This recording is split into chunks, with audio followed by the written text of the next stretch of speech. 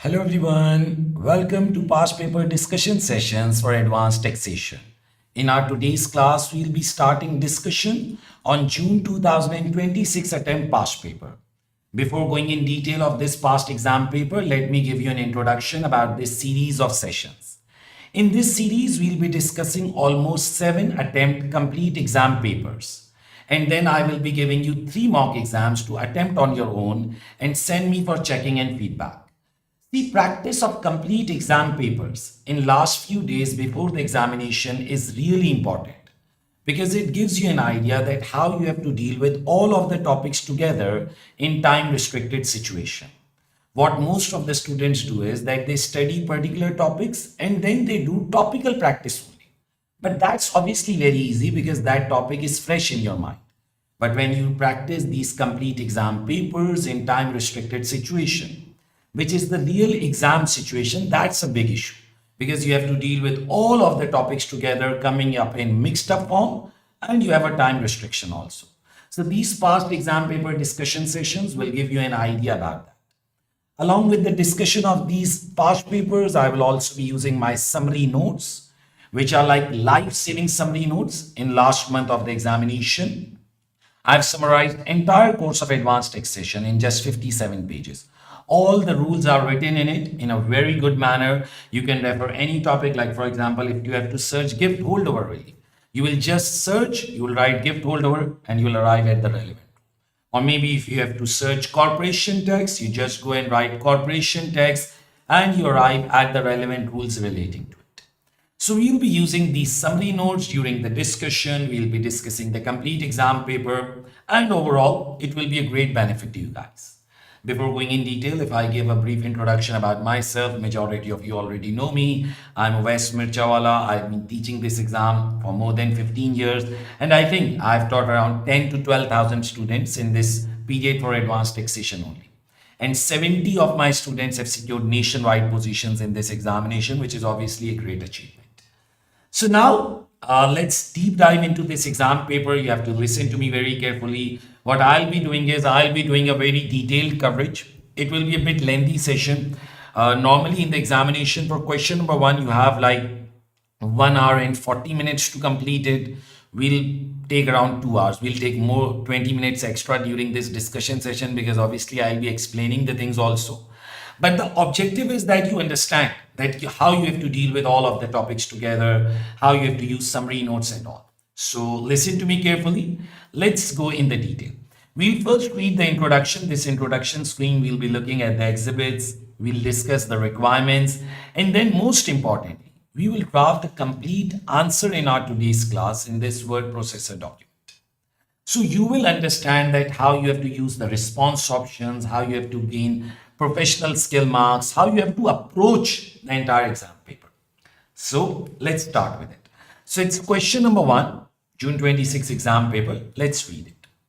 You should assume that today's date is 1st of March 2026. You are an ACCA student working for a firm of accountants. Your manager has asked you to carry out some work in relation to Sylvie, her son Regi, and their family-owned company.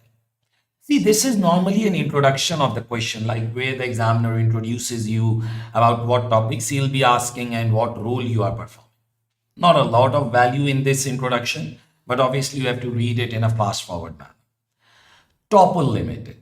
Sylvie and Regi are both clients of the firm. Topul Ltd is a prospective client. In addition to some ethical considerations which have been raised by your manager, advice is required in respect of. If you remember, I have given you a complete document for the requirement of ethics. I'll refer it during the class discussion also when we'll be doing that requirement. Because in the examination, you have easy 5 marks relating to ethics. Okay. So in addition to the requirement of ethics, what are the additional things he has asked? Reliefs available and the capital gain tax and inheritance tax payable on a gift. Okay. There is some CGT and IHT implications for a gift. Then tax implications of involving a spouse in an unincorporated business, either as an employee or as a partner. We have looked at situations in topical discussion also, that if we hire someone as an employee or as a partner, what implications it will create. So it's doable, we'll be looking at it. Then whether an overseas company is a controlled foreign company for corporate tax purpose, and the effect of the investment in overseas company on corporate tax payment dates. Obviously, the detail of all of this will be explored when we'll be looking at these exhibits. The following exhibits available on the left-hand side of the screen provide information relevant to the question. Exhibit 1, Sylvie. Give to Regi a file note by manager. We'll read it. It's about something gift, which is obviously the requirement number 1. Then Regi, my unincorporated business. There is some email from Regi, which is relating to this requirement 2, this exhibit 2. Then Topul Limited corporate tax matter. Email from Topul Limited's finance director. And then exhibit 4 is the requirement, which is work to be carried out. As you all know, in question number 1, what examiner do is that he gives you the requirement in form of the exhibit. This requirement tab itself is just a formality. It just says that, okay, respond to the instructions, 40 marks. And 10 marks are for the professional skills, which include communication, analysis, evaluation, skepticism, and commercial acumen. What is communication? Presenting the answer in a proper format, like making a memorandum or email, whatever the examiner has asked you. Giving headings, presenting your answer in a proper manner, following the examiner instructions, that's communication. What is analysis? Analyzing the text rules, referring the text rules in a better manner in your answer. Evaluation, relating to the scenario, like talking on positive and negative sides, evaluating it from a complete manner. Skepticism, questioning anything, like if any data is missing or if any data is wrong, that indicates your skepticism. Commercial acumen, practical advice, not just an advice relating to rules, advice practically, commercial acumen, like whether it will be beneficial for the client in long term or not. So while answering, we'll be applying these professional skills. The examiner will evaluate your overall answer to check that whether you have answered it in professional manner or not. You will only attempt requirements of 40 marks. 10 marks are additional. It's a gift if you attempt your answer in a professional manner. Okay. See, your requirements are of 40 marks only. First requirement, 6 marks. Then 12 marks. So 6 plus 12, 18. Plus 9 marks. So 18 plus 9 is 27. Then plus 2, 31. Then plus 5, 36. And then I think 34. And then total 40 marks. So 6 plus 5, 11, 11 plus 2, 13, 13 plus 9 is 22, and then 22 plus 12 is 34, and then 6, 40 marks. So you will attempt requirement of 40 marks only. See, you will get 10 additional marks as a gift, free, if you attempt those 40 marks in a professional manner, like give proper headings, explain the rules in detail, relate to the scenario, like be a professional while answering it. See, basically ACCA is training you to deal with the real life situations, because when in real life, okay, how much technically strong you are, but if you don't know professional communication, if you don't know commercial acumen, you will lose a client. Okay, so that's why examiner is giving you 10 extra marks to demonstrate your professional skills while answering the question. That's normal, and it always happens in question number 1. You will understand these professional skills and applying them as we do these past paper discussion sessions and as we move forward. Okay, so let's look at exhibit number 1. Let's deep dive into the question. Exhibit 1, Sylvie. Gift to Regi. Extract from a file note by your manager dated 1st of March 2026. Background. Sylvie and her son, Regi, has always been UK resident. Sylvie is an additional rate taxpayer and has not previously made any lifetime gifts. So if someone has not made previous lifetime gifts, so this means that annual exemption is available in IHT. If you remember, £3,000 annual exemption of IHT. When someone is an additional rate taxpayer, so this means that anything additional you will earn for income tax purpose, it will fall at 45% rate. In CGT also, the smaller bands are not available. So when you read the question for the first time, read it with patience. Mistake number 1, students rush. They rush like, okay, they want answer very fast. No, just read with patience. Identify the data. Believe me, every question is easy. At least passing marks are very easy if you read that question in a proper manner, in a proper approach. Okay, so let's look at it. Gifts to Regi. Sylvie has two assets, one of which she intends to give to Regi on 1st July 26. Sylvie will either give him a vintage car or her entire shareholding of 4,000 shares in Topul Limited, an unquoted trading company. Okay. Now, if you think about it, okay, if I'm gifting anything, so it has CGT implications and it has IHT implications. Start using your mind. Yeah, your mind should be operational. Okay, car is a motor vehicle. Motor vehicle are exempt assets from CGT, if you remember. But in IHT, they are chargeable. If you give shareholding, there will be CGT and IHT, both of them. But maybe on gifting a shareholding, there may be situation of like business property relief, maybe gift holdover relief. Because whenever shareholding and gift gets involved, your mind should get operational. Okay. Vintage car. The vintage car will be valued at £450,000 on 1st July 26. Sylvie bought the car for 400,000 in August 2012. So wait a minute, I have a question. So your mind is very fast, it can pick up points so fast. How can I do? See, I'm a teacher, I've been dealing with this subject for 15 years. You are giving the exam for the first time. Don't expect to become Owais Mirchawala in your examination. You are a normal average student. It's okay to forget some rules. Don't be a perfectionist. Read the question with patience. Use the summary notes daily for the revision. And with passage of time, your mind will get settled down. You will understand the rules in better manner. Okay. The problem starts when you want to become a perfectionist.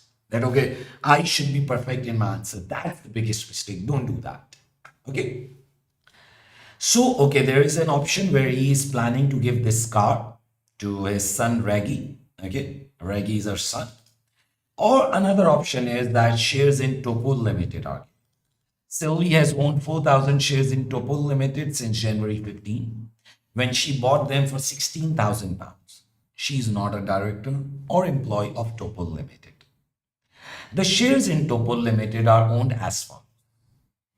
Sylvie owns 4,000 shares. Sylvie's husband Terry owns 2,000 shares.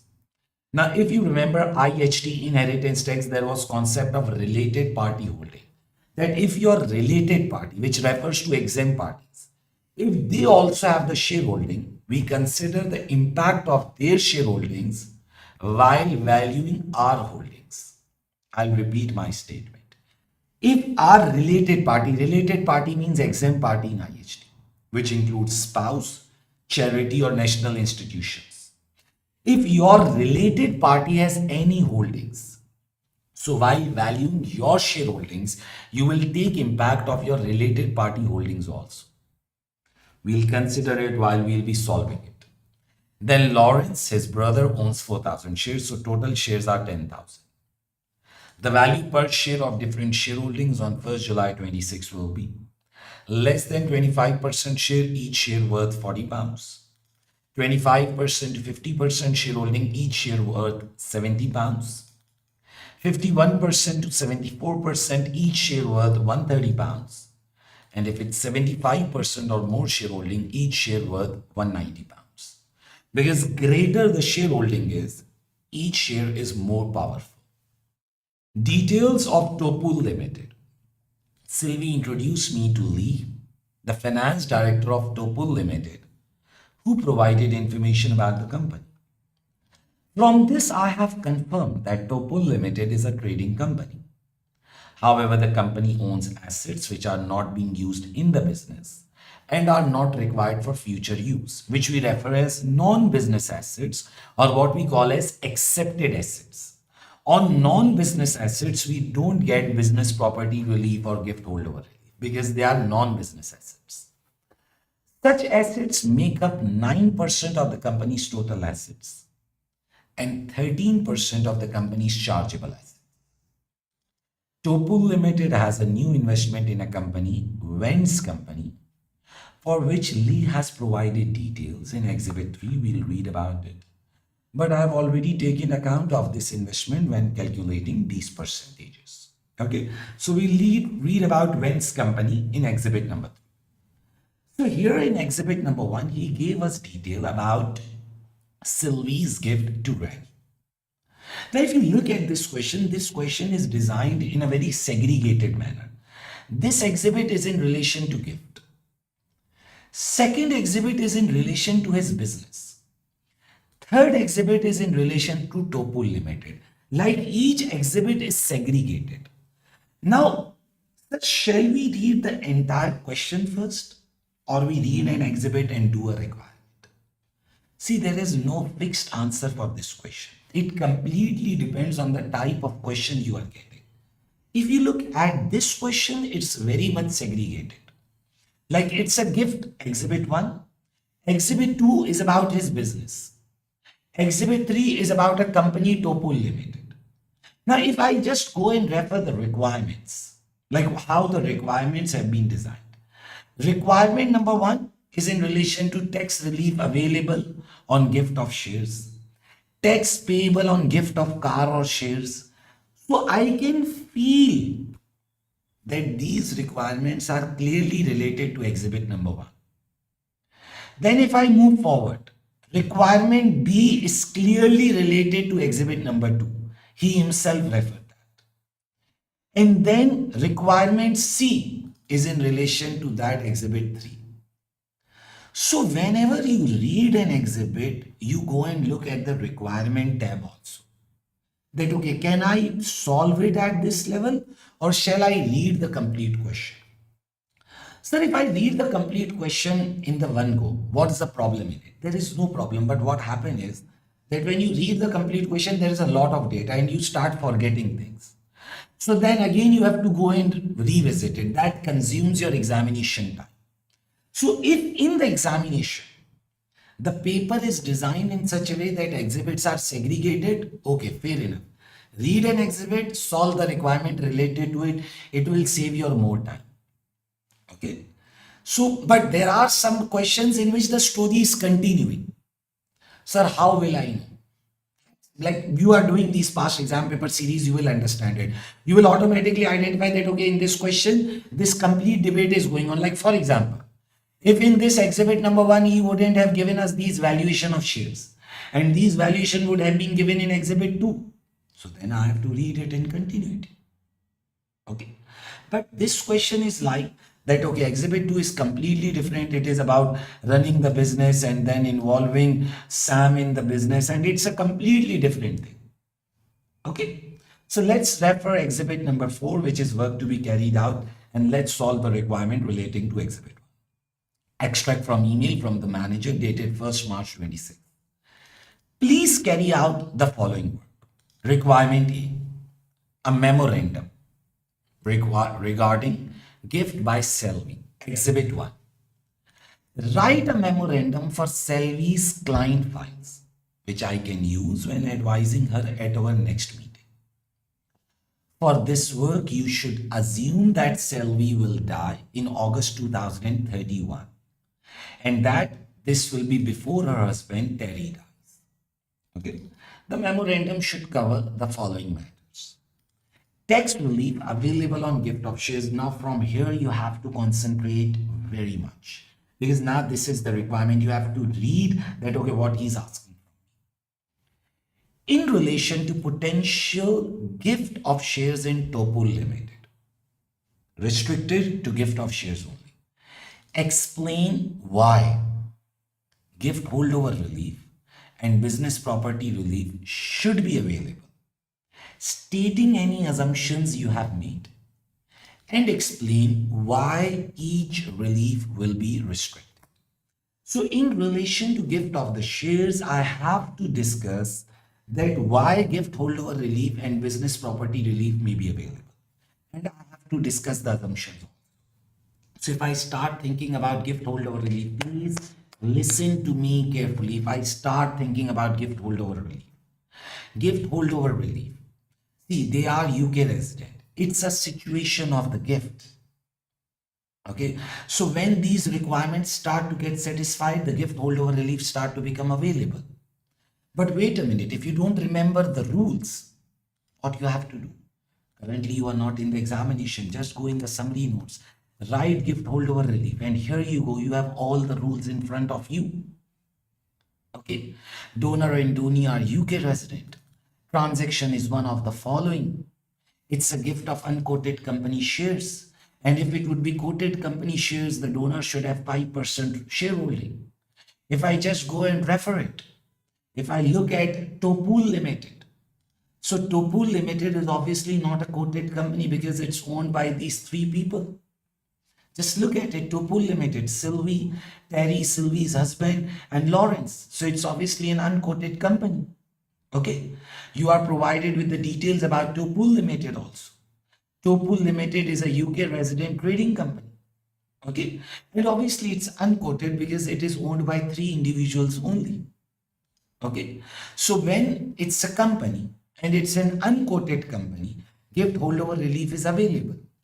Donor and donee are UK resident. Okay, it's an unquoted company. So yes, gift holdover relief will be available. Are you getting my point? But for gift holdover relief, it is required that donor and donee make a joint election. So there is no detail given that whether they have made a joint election or not. For gift holdover relief, it is necessary that donor and donee both make a joint election, like they say that, okay, we want to claim gift holdover relief. Otherwise, this relief won't be available. This need to be opted, this need to be elected. So that is what we are assuming. Otherwise, the conditions are satisfied that, okay, they are UK resident and it is unquoted company shares on which the gift holdover relief is available. But what will restrict this relief? What will restrict this relief is that it is available on chargeable business assets only. It is not available on non-business asset portion. It is not available on non-business asset. So if you go and look at it, this company has accepted assets which are 13% of the chargeable assets. So on 13% value, gift holdover relief will not be available. It will be available on 87% portion only. It will be available on 87% portion only. So explain why gift holdover relief available.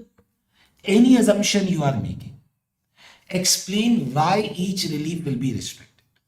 Similarly, if I talk about business property relief, inheritance tax. So yes, business property relief will be available. Why business property relief will be available? Just go to the summary notes, refer its requirements, see in the examination it won't be available. Currently, it's available to you. It's 100% if unquoted company, 100% if unquoted company shares. Okay, you need 2 years shareholding requirement. So is there 2 year shareholding requirement satisfied on it? So when Sylvie is acquired, she has acquired it in January 2015. And she is gifting it on 1st July 2026. So yes, business property relief will be available. 2 year ownership requirement is satisfied. But again, business property relief is also restricted if there are accepted assets in the company. It is not available on non-business assets. In BPR, it's not chargeable assets. Chargeable asset is a concept of CGT. BPR looks at total value of the asset. So from total value of the asset, 9% is non-business. Sir, what is the difference between total assets and chargeable assets? Chargeable assets means on which CGT will apply, because CGT is exempted on some assets, like it's exempted on motor vehicle, CGT is exempted on cash, CGT is exempted on inventory, CGT is exempted on receivables. So in CGT, we look at the chargeable assets of the business. So from chargeable assets, 13% were non-business, which were not required for the business. In IST, we look at the total assets. So total assets, from that 9% was non-business. Okay. So let's draft the answer in relation to it. Okay, let's draft the answer. The question is Sylvie and Regi. Okay, this is the question name if I'm not wrong. Sylvie and Regi, you can write that also, or Sylvie and Topul Limited, whatever you like, you can. Okay, there is no marks deduction if you like write the wrong name of the question, because that's just to refer the question. Okay, just referring the Excel. Yes. Now we are dealing with requirement number 1, and in this requirement we have to develop memorandum to client files. Okay, sir, how do you know that we have to develop memorandum to client files? See, in this requirement, he told you, write a memorandum for Sylvie's client files. Okay. And I'm dealing with requirement number A. So what you can do is you can copy this requirement and paste there also. Okay. So we are dealing with requirement part A, which is memorandum regarding gift by Sylvie. Okay. So this is my requirement, and now I'm preparing memorandum to client files. So in 2, I will write client files. From who are you? See, you were written this thing by your manager. So you will be considered as a tax supervisor or as a tax senior. Okay, please don't write your name. You are a tax supervisor or a tax senior. What is the date? Don't write the date of today. Pick up the date from the question. So date is 1st March 2026. Who is the client? So here the client is Sylvie. Okay. And what is the subject? What it is relating to? Okay. So it is gift by Sylvie to Regi. This is our requirement. See, when you are doing the question in the examination, it's very important that you have practiced it so much that you don't waste your time in these things. Listen to my words carefully. This is what Sir Soman used to say in SBL when we teach SBL together. He said that your muscle memory, your muscles, your brain should be so much trained that you just do it in one go. Like, okay, memorandum for client files, you know the sequence: to, from, date, client, and subject. One important thing. Don't think too much that, okay, sir, if date comes first or client comes first. No, there is no issue. To the client files from tax supervisor, you write date first or you write client name first. There is no issue in it. The examiner will not deduct marks for that. So be relaxed. Okay. So we are preparing memorandum to the client files, and this is the basic format which we follow. Now we have to deal with part 1, and this is tax reliefs on gift of shares. So I will copy it from here. Tax relief on gift of shares. Sometime in the examination, this copy paste function don't work. So then you just have to type it. Don't get stressed out that, sir, it's not working. What shall I do? No worries. It's not working. No worries. You will just type it. Okay. Now, and this bold, underline, this all is not mandatory. I just do it to make it more presentable. If you have time, do it. Otherwise, there is no issue in it. Now, what is the question? The question is, in relation to the potential gift of shares in Topul Ltd on 1st July 26, explain why gift holdover relief and business property relief should be available. So first we will talk about gift holdover relief.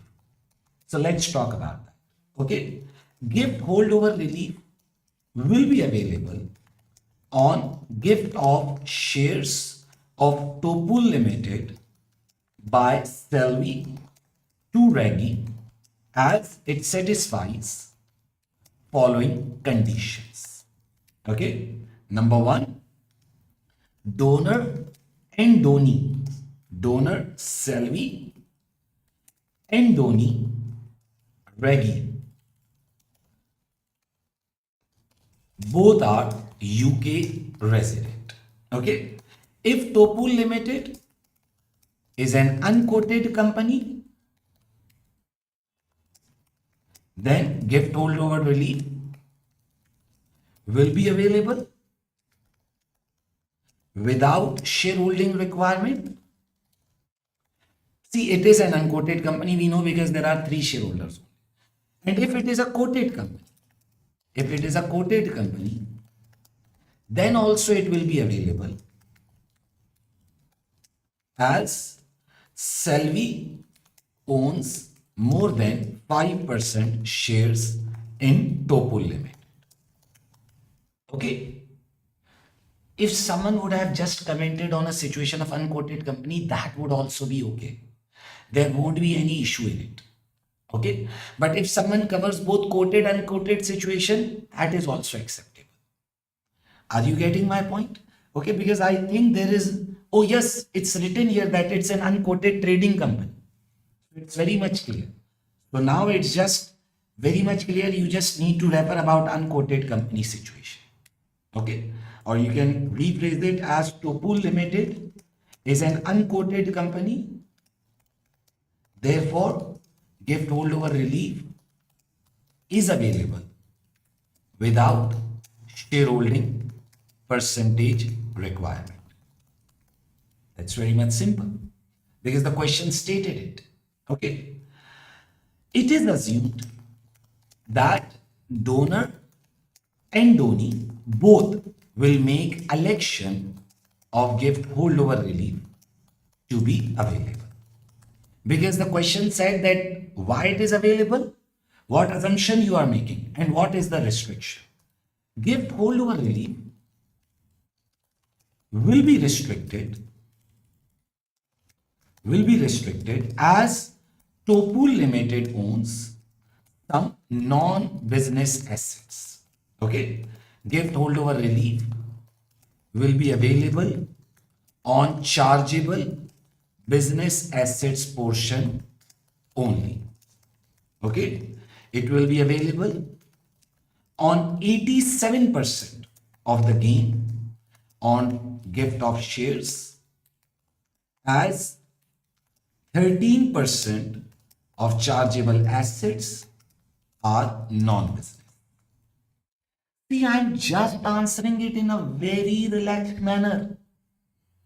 Like no specific format. Just be relaxed and answer it. Students message me that, sir, is there a writing approach? Write one line, two lines, start. No, just answer it. Be very clear in answering it. Relaxed. Why gift holdover relief? It will be available because donor and donee are UK resident and it's an unquoted company. What assumption you are making and why it will be restricted. Then business property relief. Okay. Business property relief will be available on gift of shares by Sylvie to Regi, as Sylvie has owned shares for more than 2 years and shares are of unquoted company in which no shareholding percentage requirement exists. Okay, so there is 2-year ownership, yes, and there is no shareholding percentage requirement. Shares of Topul Limited were purchased in, when it was purchased, were purchased on 1st July 20, were purchased in January 15 and they are gifted on 1st July 26, so it's more than 2 years. Were purchased in January 15,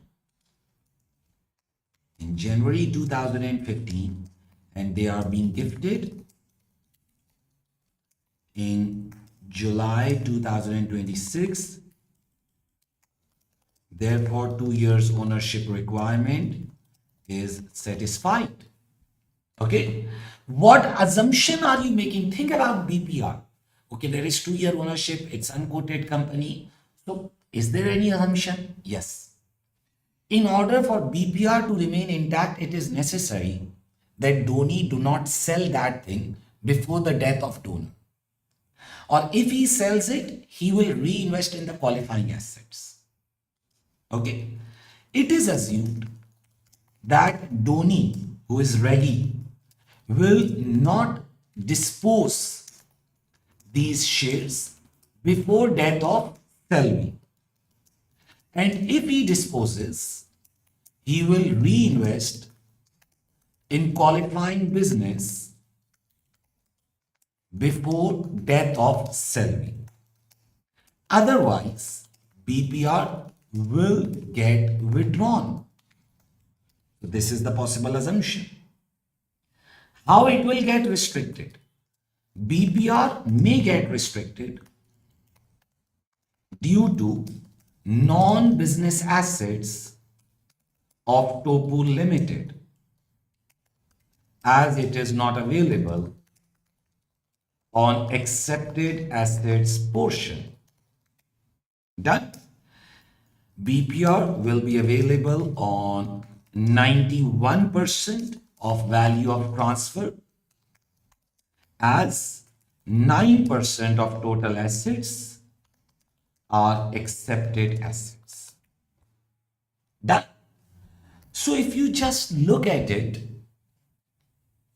we are done with 6 marks in such an easy and relaxed manner. See, this is what I always say to my students.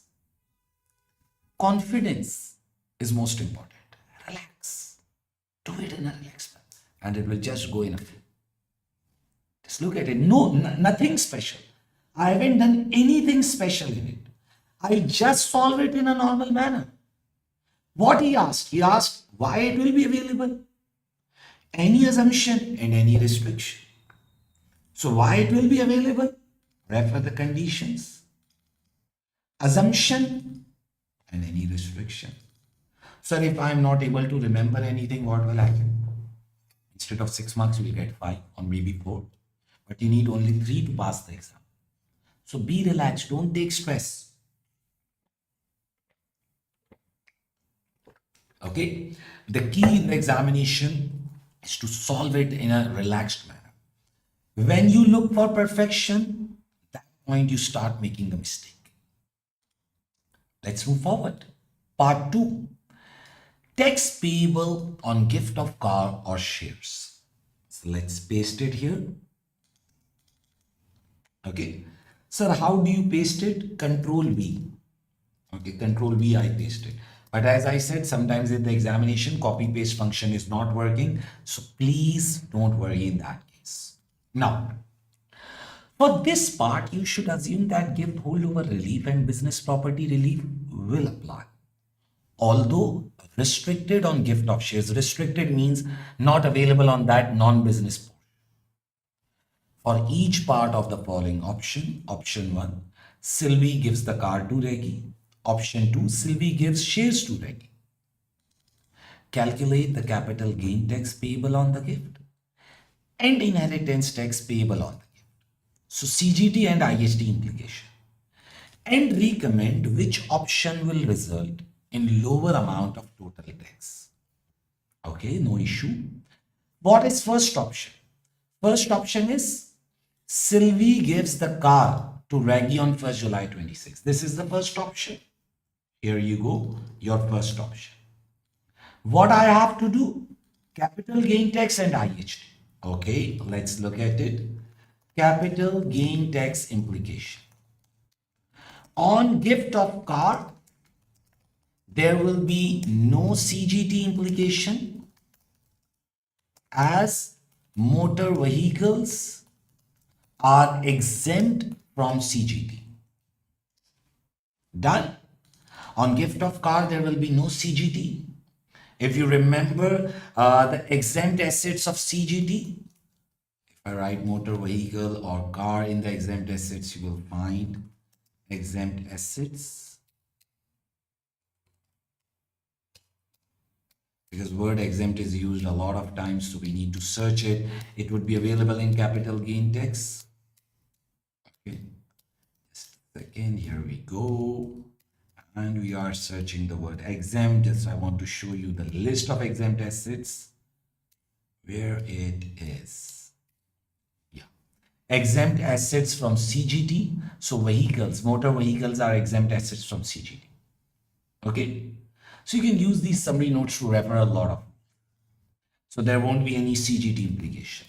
Now, as far as inheritance tax implications are concerned, let's look at it. From IHT perspective, gift of car by Sylvie to Regi will be considered as a potentially exempt transfer, as it is a lifetime gift made by an individual to another individual. Okay, so it will be a potentially exempt transfer. We have to calculate IHT on it, very basic working. I believe even a student at skills module taxation can do it. Okay, so let's do it now. If you want, you can do these workings in spreadsheet also. That's completely acceptable. If you are doing it in spreadsheet, you will just write refer working in spreadsheet. I am more comfortable on solving the entire answer on a single screen, so I follow that. But it's completely up to you. There is no pressure. The examiner gives you that liberty. Okay, so I'm solving it on word processor by using this table function because I'm more comfortable in solving an entire answer on a single screen. Okay, so gift of car on 1st July 2026. So it is tax year of 26-27. Okay, value of transfer. What is the value of the car? Here is the value of car. It's for £50,000. I will copy the pound sign. If you don't have time, you can skip this pound sign also. Okay, you can pick up pound sign from this symbol also. Okay, so I've copied it once, and every time I have to paste, I will press Ctrl V. The value of the car is for 50,000. Annual exemption current year, it is 26-27, £3,000. The question stated that Sylvie has not made any other gifts. So this means that annual exemptions are available. If you remember, we read it here. Has not made any previous lifetime gifts. So annual exemptions are available. Okay. So here you go, this annual exemption 3,000. This gives us potentially exempt transfer. So this will be for £44,000. If I'm not wrong, just to verify the value of the car, it's for £50,000. Okay. Now, no lifetime tax on PAT. Okay. However, Sylvie will die, or I would say is assumed to die on what date? It was written in the question. It was written here. It's assumed that she will die on August 31. So I think July 26 to August 31, it's within 7 years. So as Sylvie is assumed to die on 1st August 2031, which is within 7 years of the gift, therefore death tax will arise on this gift. Okay, as she is assumed to die within 7 years, so death tax will arise. So death tax August 2031. This is the death date. So you just need to move forward and solve it. So one more important thing, how you add the row at the end. I press the tab key on my keyboard. When I press the tab key on the last cell, it adds a new row. Okay. So PAT of 1st July 2026, it was 444,000, on which I am calculating the death tax. Okay. Death year nil rate band is £325,000.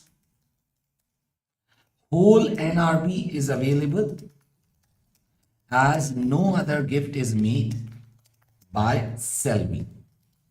Okay, so chargeable amount is how much? 444 minus 325. So 119,000. So my death tax will be 119,000 into 40%. See, I believe like this is very much simple, which I'm doing. Into 0.4, 40% tax. So it's 47,600. You will get taper relief. Why? Taper relief will be available as gap between gift date of 1st July 2026 and death date of 1st August 2026, 31, is more than 3 years. Sir, will you repeat the things? Yes, I will repeat. See, this is very basic working which I am doing. Okay, like calculation of IHT, you have studied it a lot of time in your course. Okay, but still, if you look at it, from CGT implication, gift of motor vehicle was an exempt asset. From IHT, when you gift an asset, it's a PAT. Okay, when you gift an asset during life, it's a PAT. Value of transfer. In IHT, you directly use the market value. You deduct annual exemptions, you get the value of PAT. Now, as debt is within 7 years, July 26 and August 26, 31. July 26 and August 31, it's within 7 years. 27, 28, 29, 2030 and 2031, it's 5 years. So it's more than within 7 years, so debt tax will arise. But taper relief will be available. So the PAT value was 444. Nil rate band was available because there was no other transfers. This is your chargeable amount. Now taper relief will be available as gap is more than 3 years. How much will be the taper relief? Taper relief will be how much? It will be 60%. Why? As gap between gift date and death date is more than 5 years but less than 6 years. 1st July 26 to 1st July 27, 1st July 28, 1st July 29, 1st July 2030 and 1st July 2031. 5 to 6 years taper relief is 60%. Okay. This taper relief will be available in text tables also. It will be given in your examination, by the ways. You can go in the bottom in the text tables. Okay, I think the screen didn't load. Let's reopen it. Yes, here you go, text tables. You scroll down and you go to inheritance tax. So between 5 to 6 years, the taper relief is 60%. Okay, so taper relief will be 60%. So 47,600 into 60% of the tax will be waived. So that will be 28,560. So my tax payable will be how much? It will be 19,040. So this is the total tax which will arise if we talk about the situation of gifting the car to Regi. From CGT perspective, it's exempt. From IHT perspective, it's a PAT. I believe like till now, this question is like a piece of cake, a very easy one. Okay. Now let's move forward. What he's asking. Now option number 2 is Sylvie gives the shares to Regi. This was the first option we did of giving car. Now we are looking at option 2. If she gives shares. Now again, capital gain tax implication and then inheritance tax implication. So from CGT perspective, if I look at C, in the car also I did the same thing. Now I am doing for shares. Okay. How many shares she's gifting? She's gifting 4,000 shares. So from capital gain tax, you will just pick up the market value of these 4,000 shares. See, now one important thing to understand. The concept of related party shareholding is of IHT, where you take impact of related party shareholding in valuation. This is a mistake which a student can do. CGT just looks at the market value. In IHT, we take impact of your related party shareholding also. But in CGT, there is no such requirement. Okay. Now what will happen? You will calculate the capital gain tax implications.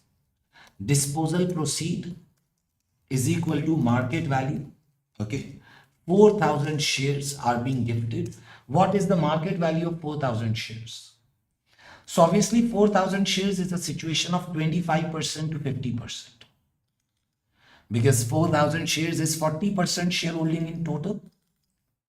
Sylvie has 40% shareholding. It lies in this bracket. So each share worth 70 pounds. Okay. Each share worth 70 pounds. Okay. Valuation of 4,000 shares will be based on 40% shareholding of Topul Ltd. Okay. So 4,000 shares into 70 pounds, it's 280,000 pounds less the cost. See, in capital gain tax, this is how things work. Now, what is the cost of the shares? She purchased these shares for 16,000 pounds. Okay, fair enough. Less the cost, 16,000 pounds. So that gives me the chargeable gain.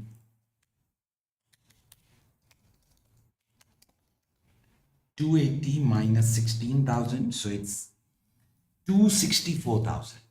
Then comes gift holdover relief on chargeable business asset portion, 264,000 into 87%. We already commented on it because 13% of the assets were non-business. So gift holdover relief was available on 87% portion only. So 264,000 into 87%, it's 229,680. Okay, that gives me chargeable now. How much it is? So it's 34320. You will deduct annual exemption of CGT. In CGT also annual exemption is 3,000. In CGT there is no previous year exemption. There is only current year only. See, these are the areas where students get confused. There is a high potential that they make mistake. So this is 31320. You will calculate the capital gain tax. What will be your CGT? 31320 into 24%. Why 24%? Because Sylvie is an additional rate taxpayer, if you remember. See, remembering these small things, this is very important. Okay, remembering these small rules, this is the most important thing, because at the end of the day, ATX is all about remembering the rules. Sir, how we will remember the rules? By practicing, by using the summary notes, by revising them regularly. Okay, just a second. The screen started to misbehave. So 31320 into 24%, this is 7517. Sir, will you repeat it again? Yes, I will repeat. I will repeat. It's my hobby to repeat. It's very important that you understand the things well. Otherwise, it will get problem for you. And see, I always say that understanding of the topics is a completely different thing, whereas practicing the exam papers in time restricted situation and dealing with all of the topics together, that's very important, because that's the point where you get a real evaluation that whether you will be able to do your exam or not. Okay. So gift of shares, disposal proceed is equal to market value. Less the cost, you get the chargeable gain. Okay, less the cost, you get the chargeable gain. Now gift holdover relief was available on 87% portion only. Why on 87% portion only? The reason being was that rest of the assets were non-business assets. Okay, rest of the assets in the company were non-business assets. On the chargeable business asset portion only, you get the gift holdover relief. Then annual exemption, you got the taxable gain and you did your CGT. Okay, so what about inheritance tax implication? Okay, let's look at it. It's also easy. It's just about following the process. Now in IST, you look at value of transfer. But in IST, the point is that you have to look at related party shareholding. If you don't remember the rules, just go to the summary notes, refer related party holdings. If related party, that is exempt party, also holds same asset, then donor's wealth will be valued after taking impact of related party holding. This is very important. Okay, so I will write note 1 in relation to it. Okay, you can write in the table also. That's completely your choice. There is no stress on this. Okay, in IHT, gift of complete shareholding of 4,000 shares by Sylvie to Regi will be valued after taking impact of shareholding of Sylvie's husband shareholding in same company, Topul Ltd. In order to value your shareholding, impact of your related party holding is also considered. Sylvie's husband, Kenny, owns 2000 shares. So now your 4000 shares are 40%. But if I take impact of your related party, this becomes 6000 shares, which is 60% shareholding. And at 60% shareholding, each share worth £130. In IHT, gift of complete shareholding of 4000 shares by Sylvie to Regi will be valued after taking impact of shareholding of Sylvie's husband in same company, Topul Ltd. Okay, Sylvie owned 4000 shares and husband and her husband owned 2000 shares, which brings shareholding percentage to 60%. At 60% shareholding, each share in Topul Limited worth £130. See, this was the mistake which a student can do. Why? Because in CGT, you only looked at your shareholding. But in IHT, you have to consider impact of your related party ownership. That's important thing where a student can make a mistake. So shares are 4000 shares, but they will be valued at £130 each. Okay. So 4000 shares into £130. So it's £20,000. Now comes business property relief.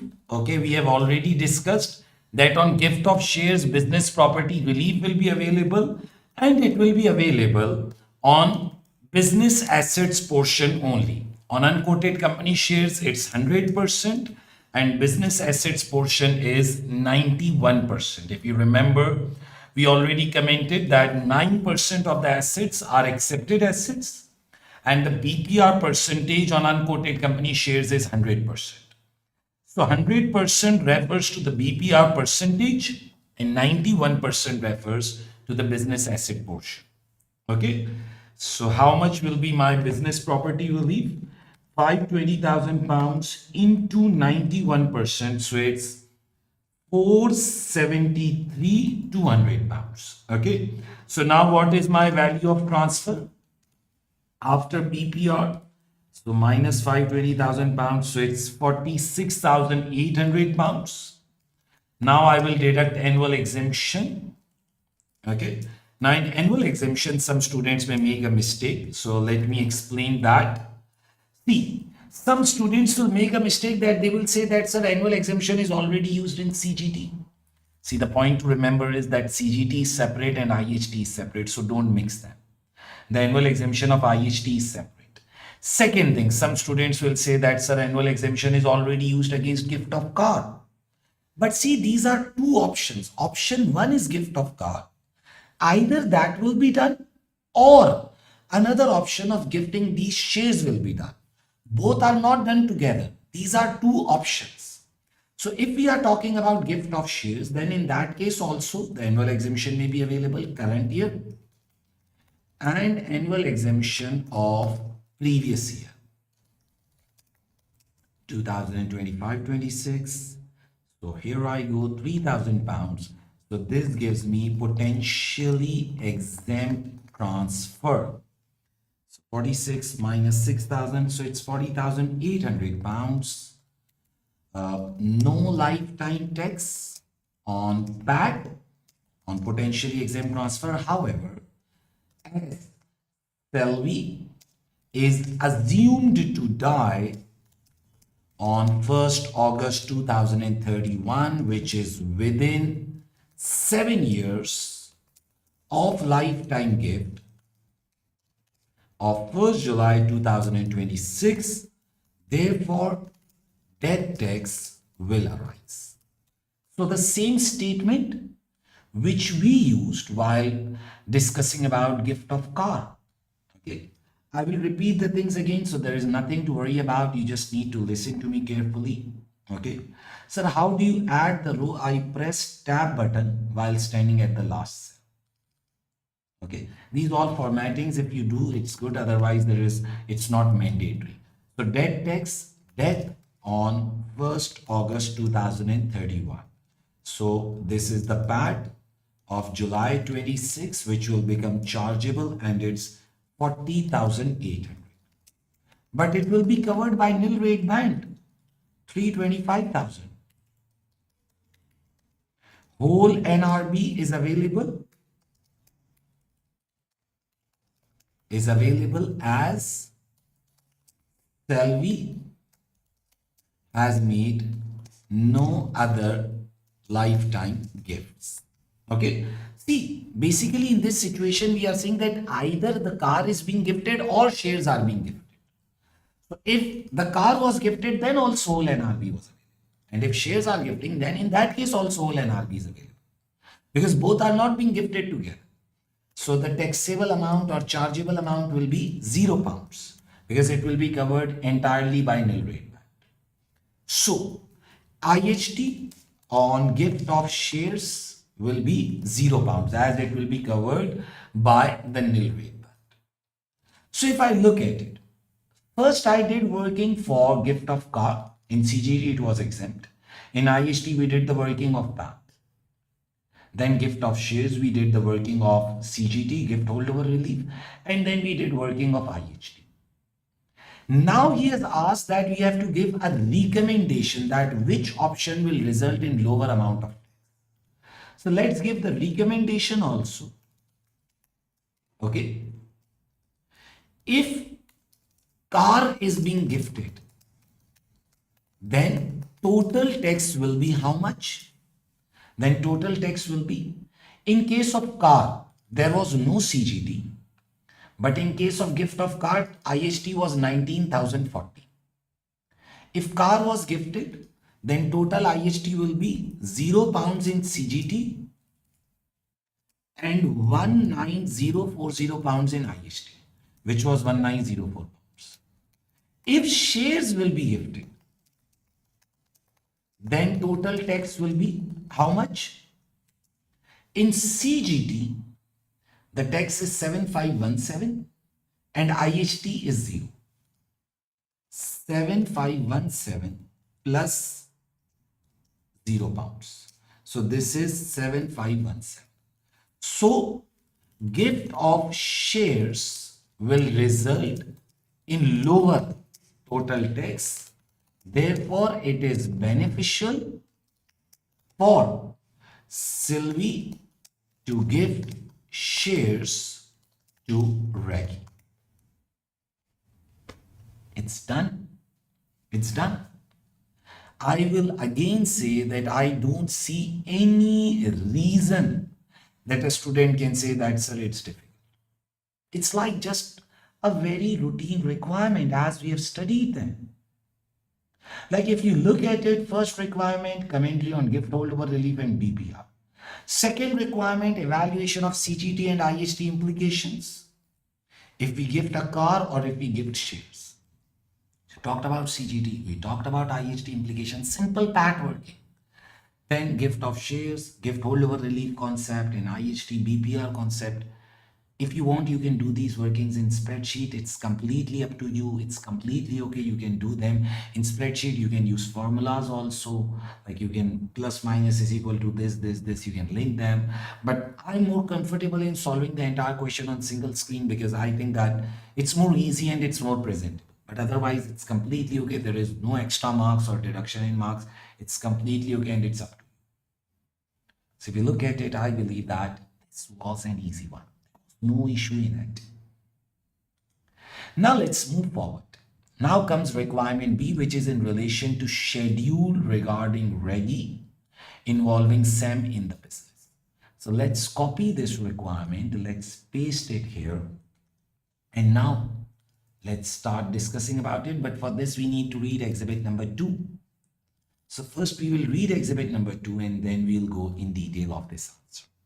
So let's look at exhibit 2. I want you all to listen to me carefully. Till now we have covered 18 marks. Okay, now let's look at it. Okay, so let's read this exhibit 2. Extract from an email from Regi dated 1st March 2026.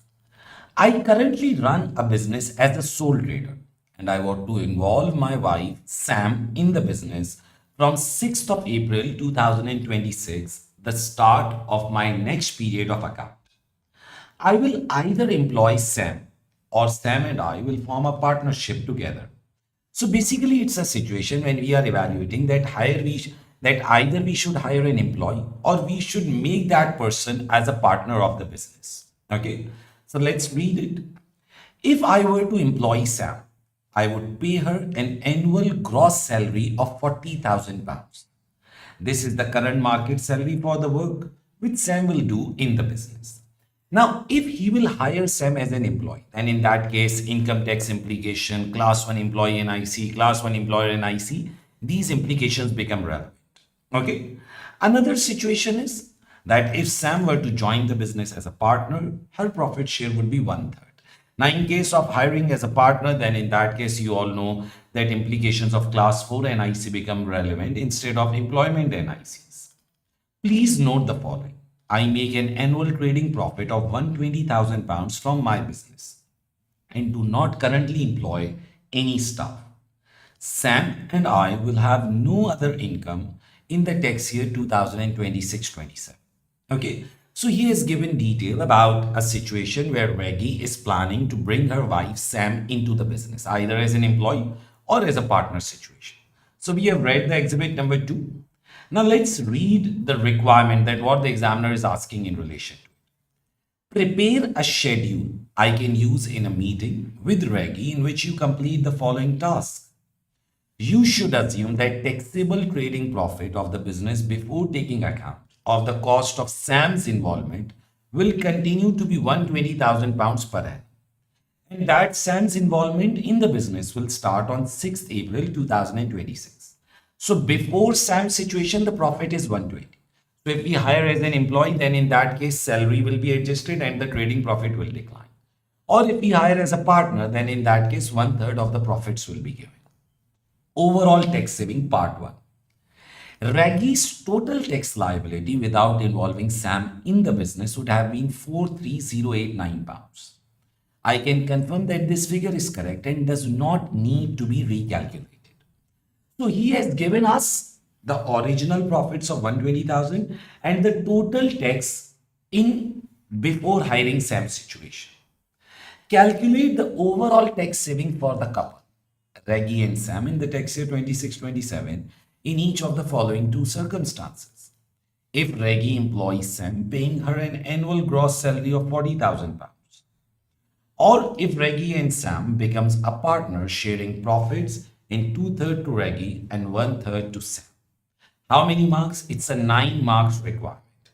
So in the question, he has given us the data where what we are given with the profits before the Sam situation and the tax also before the Sam situation.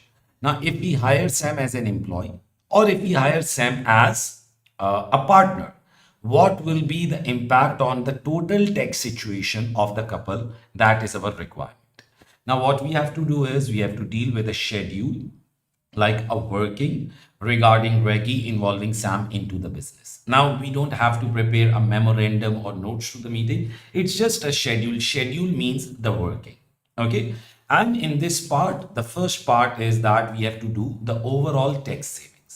So let's look at it. I want you all to listen to me carefully as I do it. We are dealing with part B1. Okay. And in this part B1, situation number 1 is if Regi employs Sam. This is the first situation. And another situation is that if we hire her as a partner. Okay. So I want you all to listen to me carefully. I have already told you that in the examination, there is a possibility that this copy paste function is not working. And if that happens, you don't have to worry. You have to be relaxed. In that case, you will simply type it. Okay. So if Regi employs Sam, then what will be the overall reduction in the tax? See, the entire focus is to calculate the overall tax saving. Okay. So I will create a table. You can, instead of table, you can also use an Excel also. Okay. Total tax before hiring Sam. So what was the total tax liability before hiring Sam? It was given in the question. If you go and look at it, It is 43089 pounds. Okay, it is given in the scenario. So that I will pick up from the question, 43089 pounds. Okay. This was provided where? It was provided in the document extract from an email from Regi. Okay. Provided in email from Regi. See, now we have to calculate the overall tax saving, which in simple terms means that how much the tax will reduce when we are hiring the SAM. So we are provided with the total tax in the current situation. Now we have to calculate the revised tax situation. Revised tax if SAM is higher. Now listen to me carefully while I'm developing the answer. I'll repeat the things also, but you need to listen to me carefully. Revised tax if SAM is higher. Income tax of Regi. How much will be the income tax of Regi? How much will be the class 4 NIC of Regi? How much will be class 1 employer NIC of Regi? See what we are doing. We have to calculate that due to hiring SAM, how much tax is reducing. So whenever we have to calculate the reduction in anything, what we do? We pick up the before situation and we calculate the after situation. Now total tax before hiring SAM is given in the question, that is 43089. Okay. Now what will be the revised tax if SAM is high? So we need to work out the income tax, that we will do in working one. We need to work out the class 4 NIC of Regi, because when you will hire SAM, your trading profit will get revised. And when my trading profit will get revised, automatically my income tax and class 4 NIC will change. When I will hire an employee, there will be class 1 employer NIC also. Okay. And then there will be income tax on SAM also, because SAM will start receiving the salary. So there will be working on that. And there will be class 1 employee NIC also on SAM. So these are the workings which we have to do. And then we will get reduction in total tax if SAM is hired as an employee. Sir, can you repeat it again? Yes, I will repeat, but it's very important that you listen to me carefully. We have to make a schedule regarding Regi involving SAM in the business. Now there are two situations. Either we involve SAM as an employee. Now our total tax before hiring SAM, this is 43089, that's given in the question. Okay. Now what will be the revised taxation? Now we have to talk about the couple as a whole. We have to talk about the couple as a whole. That's very important, because the requirement specifically said that how much will be the overall tax saving for the couple, which means Regi and SAM both. So total tax before hiring SAM was 43089. What will be revised tax if SAM is higher? There will be income tax of Regi, there will be class 4 NIC, there will be class 1 employer NIC, there will be income tax on SAM, there will be class 1 employee NIC. So before hiring SAM, the total tax of the couple was 43089. After hiring SAM, what will be the total taxation of the couple? Okay. Now, before hiring SAM, SAM had no other income. SAM and I will have no other incomes. So this means that only income which SAM will receive will be 40,000 pounds as a gross salary. Okay. Now let's look at it. When you will look at the things carefully, you will understand in much better manner. Okay. If Regi will hire SAM as an employee, then trading profits will reduce as salary of SAM will become an allowed expense from trading P&L. This will result in revised income tax and class 4 NIC. That's very much logical. When you hire an employee, your trading profit will change, and when your trading profit will change, your income tax and class 4 NIC will get revised. I hope you are getting it, you are understanding the point. Now, how much will be the income tax? Okay, if I look at it, my trading profit before hiring SAM, that was given in the question, that My trading profit before hiring Sam was 120,000 pounds. Okay. So I will copy the pound sign. Here I go.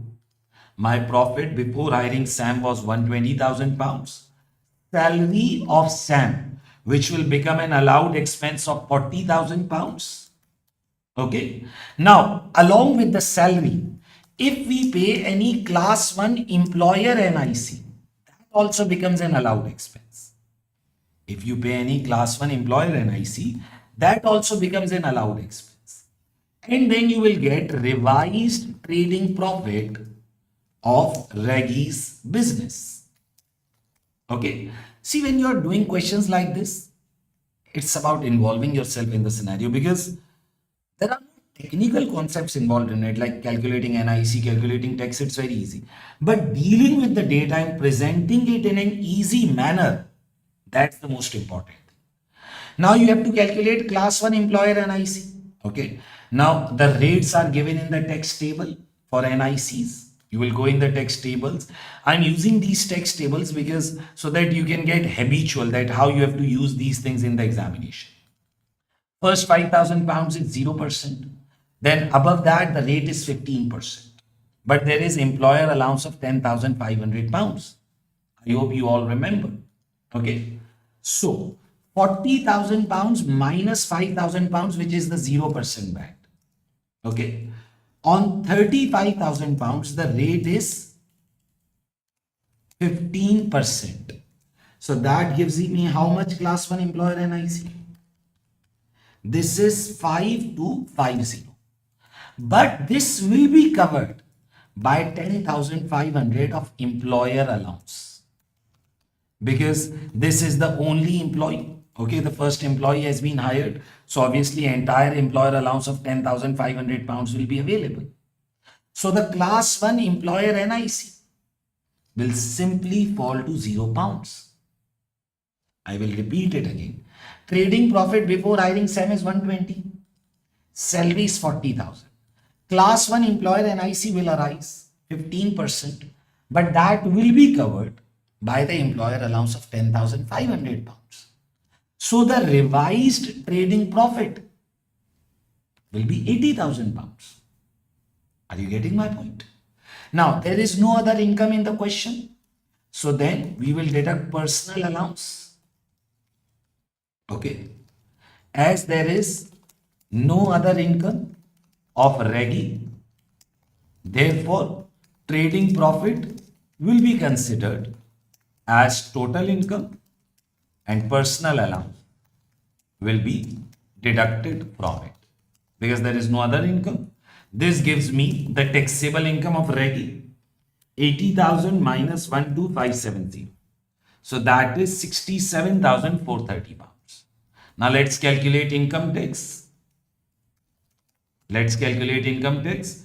On first 37,700, it's 20%. See, I will repeat the things again, but it's very important that you listen to the things carefully first. And then 67,430 minus 37,700 pounds. 67,430 minus 37,700. So it's 29,730 into 40%. So that gives me 11892. 11892. So this is total income tax. 19432. See, if I will hire, listen to my words carefully. If I will hire Sam as an employee, revised tax if Sam is hired as an employee. So obviously my trading profit will get revised.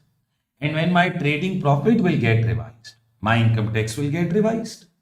Okay. Trading profit before hiring Sam was 120. It was given in the question. Salary of Sam 40,000 pounds. Class 1 employer NIC will be waived off due to employer allowance of 10,500 pounds.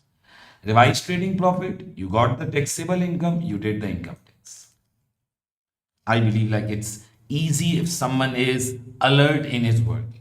So this will be the revised income tax arising. See, I am given with the total tax before hiring Sam. I will calculate everything if we hire Sam and we'll see that if any tax is reducing or not. What about class 4 NIC? Working 2. Let's look at it.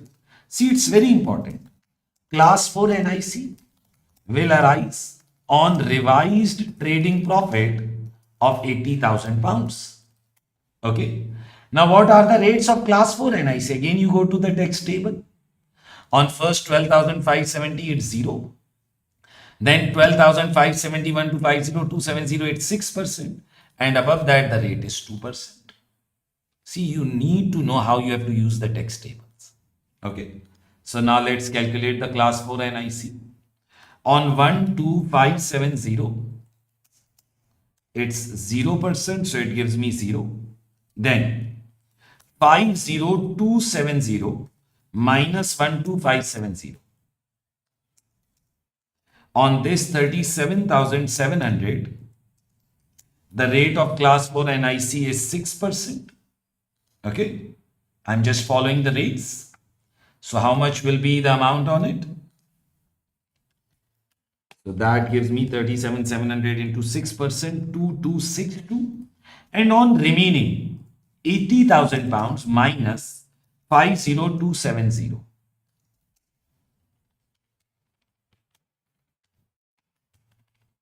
50270. So that is 29730. 2%. So that is my revised class 4 NIC. Okay. So total class 4 NIC will be 2262 plus 595. So 2857. Here you go. I am putting up the values here. 2857. Okay. How much is my class 1 employer NIC? I just did the working. You can just refer that, or you can write it. Working 3. Class 1 employer NIC on salary paid to Sam of £40,000. Paid to Sam of £40,000.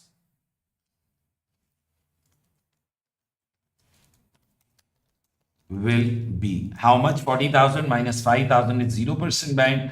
On 35,000, you apply rate of 15%. That gives class 1 employer NIC of 5250, but that is covered in the employer allowance of £10,500, and it's given in the tax table also. Done. So the class 1 employer NIC is £0.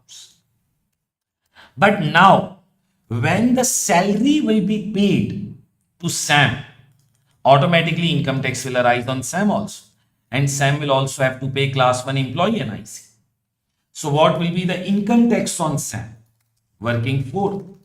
Income tax on Sam will arise due to salary of £40,000. Now how much will be that income tax? Let's look at that. Okay. Salary of Sam 40,000. No other income is given. So that will be considered as the total income. Okay. As Sam has no other income, therefore salary of 40,000 will be considered as her total income. See, it's just about solving the question in a simple manner. It's just routine steps if you just look at it. I'm not doing anything technical. But still, if you have any query, you can always ask me on my WhatsApp number, you all know. So 40,000 minus 12570, it's 27430. Okay. Now the income tax will be on 27430. The rate of tax will be 20% as it is within the basic rate band of 37,700. So that gives me 5486. Okay. So here you go. 5486 will be the income tax arising on Sam, because now Sam will be receiving the SAM. Along with that, obviously, class 1 employee NIC will arise. Class 1 employee NIC will arise on salary paid of £40,000. Now, what is the class 1 employee NIC rate? Simply go to the tax tables. On first 12570, it's 0%. Then till 50270, the rate is 8%. Fair enough. 12570 into 0%, that gives me £0. And my salary is 40,000 minus 12570. So it will be 27430 into 8%. So that gives me 2194. Okay, so here you go. You put your class 1 employee NIC on SAM 2194, and then you will get that how much the tax is reducing if we hire Sam as an employee. See, my original tax was 43089 minus 19432 revised income tax minus 2857 revised class 4 NIC minus 5486 revised income tax on SAM and class 1 employee NIC 2194. So the tax will reduce by how much? It will reduce by 13120. Sir, will you repeat the things again? Yes, I will repeat. Okay, let's look at it. I want you all to listen to me carefully. So what we discussed, how much the tax will be saved if Regi employs Sam. So what was the total tax before hiring Sam? The total tax of the couple was 43089. Because see, before hiring Sam, Sam was unemployed and Regi was the only person earning 120,000 pounds. So the total tax situation was 43089 and that was given in the question. Now what will be the revised taxation? Income tax will revise, class 4 NIC will revise, class 1 employer NIC will revise because you are hiring an employee, income tax on SAM will arise and class 1 employee NIC on SAM will arise.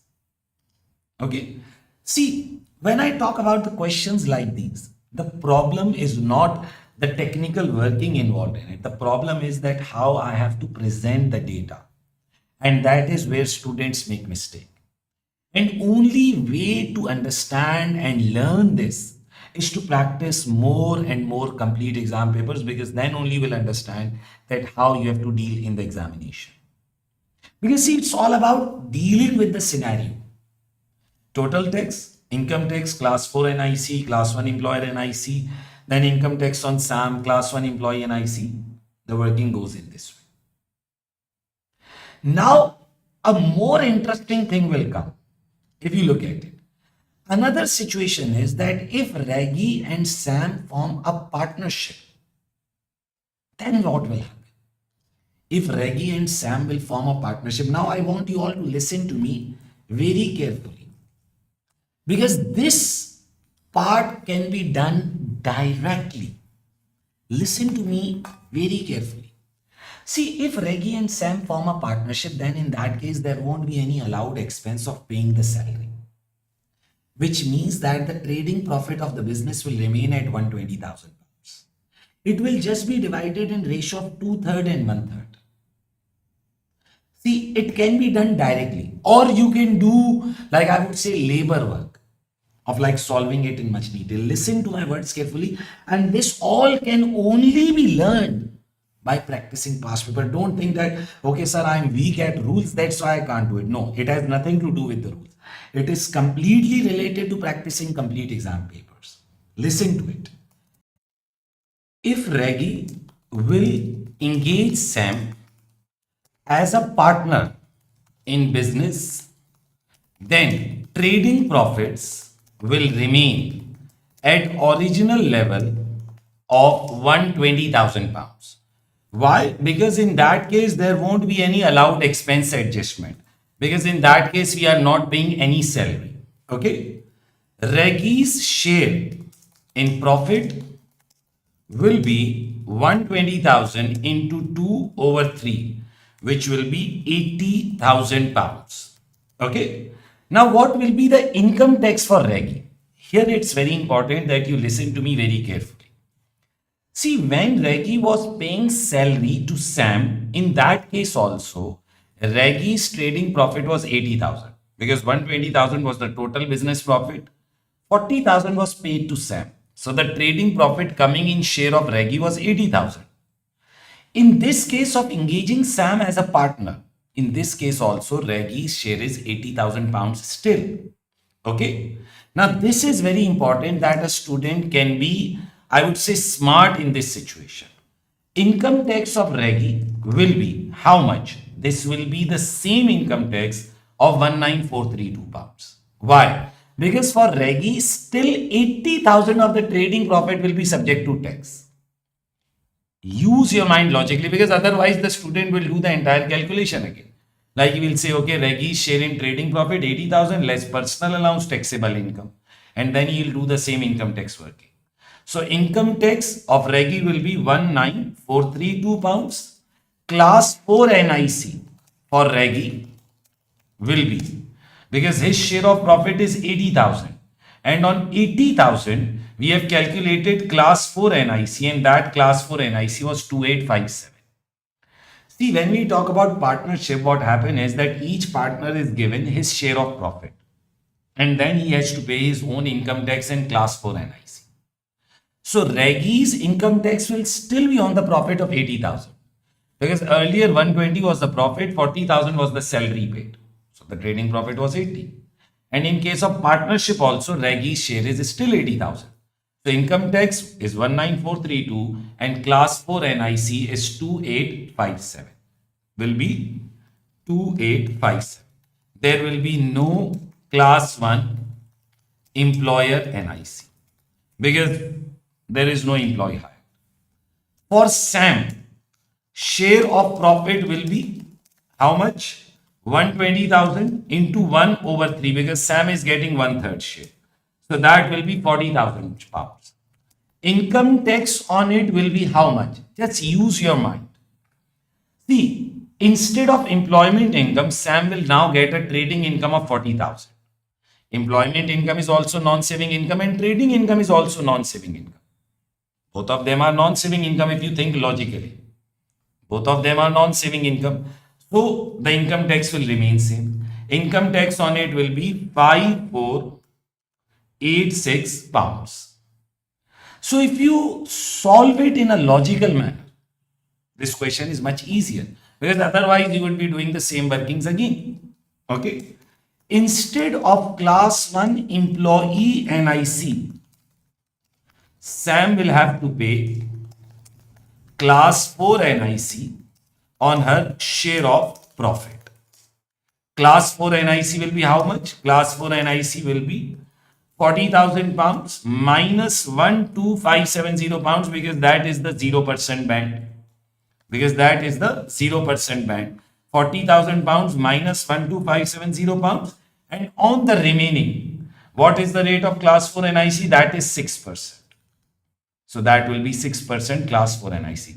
So instead of 8% class 1 employee NIC, Regi will have to pay class 4 NIC. Sir, will you repeat the things again? Yes, I will repeat it, but it's equally important that you listen to the things carefully. So this will bring 1646. Okay. Overall tax reduction in this situation will be how much? So if you look at it carefully, what I will do is I will copy paste the same table. I will copy paste the same table and I will do slight editing in it. Okay. Income tax of Regi, this will remain same 19432. Class 4 NIC of Regi will remain same. This time there won't be any class 1 employer NIC. Income tax of Sam will remain same. Instead of class 1 employee NIC, Sam will have to pay class 4 NIC on Sam. And this time we are not hiring him as an employee, we are hiring him as a partner. Okay, total tax before hiring Sam was 43089. Revised tax if Sam is hired as a partner. Income tax of Regi and class 4 NIC remains same. Income tax on Sam and class 4 NIC on Sam we just calculated it. So what will be the reduction in tax in this scenario? 43089. Okay, sorry, this is 1646. Let me revise it. 1646. So 43089 minus 19432 minus 2857 minus 5486 minus 1646. So this is 13668. Sir, will you repeat the things? Yes, I will repeat the things. I will repeat it.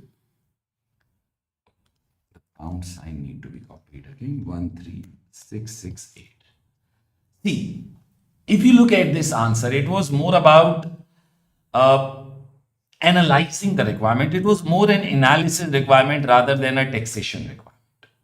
Schedule regarding Regi involving Sam in the business. What will be the overall tax saving? If we employ Sam, okay, our total tax before engaging Sam was 43089. But if we engage Sam as an employee, our trading profit will reduce, and so the income tax and class 4 NIC. On Sam also, on salary, income tax and class 1 employee NIC will arise. Because we have to think about the couple as a whole. That's why we are merging them. So total reduction in this case was 13120. Okay. But now, if we engage Sam as a partner, then what will happen? In that case, the trading profit will remain at the original level. The trading profit will remain at the original level. When trading profit will remain at the original level, 120,000 pounds, this trading profit will be divided in ratio of 2:3 and 1:3. For Regi, still his income stands at 80,000. Same tax and class 4 NIC will remain intact for Regi. For Sam, instead of employment income, it is trading income. Both are non-saving, so tax remains same. Instead of class 1 employee NIC, Sam will have to pay class 4 NIC. Okay. So I believe that if you look at the things carefully, it's easier to understand and analyze. But obviously, it's important that you follow the approach, you look at the things, you analyze them carefully. And as I said, in order to understand these things, it's very important that you practice complete exam papers. So overall tax saving, we have to calculate overall tax saving. Calculate the overall saving for couple, Regi and Sam in the tax year 26-27 in each of the following circumstances. So we have calculated that reduction in total taxation. I hope that you guys are getting it. But see, always I say, if you have any query, this is my direct WhatsApp number. You can always WhatsApp me and ask. Okay, and obviously those who are listening to past paper discussions for the first time, for them it would be a bit difficult. But when you will watch my entire series of 7 to 8 complete exam papers, you will gain a lot of confidence. And obviously looking at complete exam papers is like, I would say, a awakening tool which makes you alert that, okay, where I am going. Okay. Now let's look at second part, part 2. Effect on Regi's tax on payment on account. How payment on account, that installment thing will be impacted. So let's look at this requirement, part 2. Now, just a second, and then we'll read that what he's asking from us. Now he's saying that explain the effect of involving Sam in the business on the tax payments on account which Regi will be required to make for the tax year 26-27. See, now this is very important. Listen to me carefully. When we talk about the payment on account concept, that individuals have to pay income tax in 3 installments. Okay, like we paid 31st of January during the tax year, then 30th of June, and then 30th of January we pay the final settlement. Okay, if you remember the payment of account concept. Okay, if you don't remember, you just go and search in the summary notes payment on account, POA. The first installment is on 31st of January during the tax year. Then second installment is of 31st of July. And then last installment is 31st of January of the next tax year, which lies in the next tax year. Now first 2 installments are 50% of the previous year. Now here what you need to understand, please listen to me carefully. See, since we will be engaging Sam for the first time, in the tax year 26-27. So Regi's payment of account in 26-27 won't be impacted because it will be based on the previous year. Previous year means 25-26. Because see, payment on account is based on the previous year tax amounts. Okay. But if it is first year of it, or if there is major change in profile of the business or major change in profitability, then in that case we can request tax department to follow budgets. But in a normal situation, the payment on account of Regi for 26-27 won't be impacted. Listen to me carefully. Payment on account of Regi for 2026-27 will not take impact of hiring Sam as in, or I would say as POA of 2026-27 will be based on previous year, which will be 25-26, in which Sam was not in the business. However, it is possible that Regi can apply to tax department to base its POA, payment on account, on current year budgeted profits rather than previous year profit amounts. Okay, or rather than previous year tax amounts. I will repeat it again. See, normally payment on account, how it works. The POA of 26-27 will be based on previous year income tax and class 4 NIC. We take 50% of the previous year income tax in class 4 NIC and we pay that. 31st of January during the tax year, 31st of July after the end of tax year, and then 31st of January after the tax year. Like if I talk about 26-27, it's 31st January 27, then 31st July 2027, and then 31st of January 2028. So payment on account, the first two installments are based on previous year tax. So in previous year, Sam was not part of the business. Sam was engaged in 26-27. So 26-27 itself, POA will not take impact because POA will be based on previous year, the first two installments. But if Regi applies to the tax department that it want to base the POA on the basis of budgeted profit, then yes, it can take impact. And yes, the request of budgeted profit can be done if there is major change in profit, and engaging Sam will impact the profit by 1/3. So it was just a 2 marks requirement. There was no calculation required. Now let's move towards part C, which is the last part, in which part 1 is about ethics and part 2 is about corporate ethics. Last 11 marks. Let's read it. Okay. See, it's very important that while doing the past papers, you concentrate on the things, and obviously, as I said, studying all the topics, doing topical practice is a completely different phase, whereas practicing complete exam papers gives you a complete different insight. Let's read exhibit number 3. Topul Limited Corporate Tax Matters. Extract from an email from Lee, Finance Director of Topul Limited, dated 1st March 2026. I am pleased that your client Sylvie introduced us because I would like your firm to do same work for Topul Limited. As you know, Topul Limited is a UK resident trading company owned by 3 individuals, including Sylvie. Topul Limited has an accounting reference date of 30th September. If you remember, Topul Limited, 4,000 shares were held by Sylvie, 2,000 shares were held by Terry.